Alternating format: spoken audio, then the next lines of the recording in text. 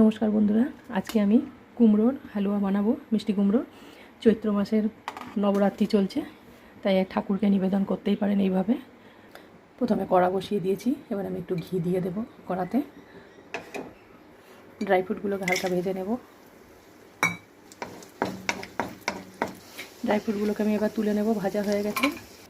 এবার আমি মিষ্টি কুমড়োটা দিয়ে দেবো। এবার এটাকে ভালো করে ভেজে নেব যতক্ষণ না পর্যন্ত জলটা শুকিয়ে যায়।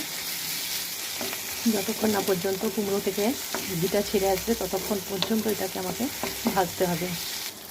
আমার ঘি ছেড়ে এসছে, মানে আমার এটা হয়ে গেছে ভাজা। এবার আমি এর মধ্যে দুধ দিয়ে দেব।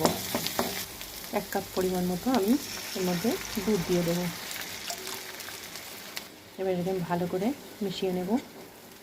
এবার এর মধ্যে দিয়ে দেব গুঁড়ো দুধ। এবার এটাকে ভালো করে মিশিয়ে নেব। এবার এর মধ্যে দিয়ে দেব গুড়ের বাতাসা, ভালো করে মিশিয়ে নেব। এবার আমি এলাচ গুঁড়োটা দিয়ে দেব, ভালো করে মিশিয়ে নেব।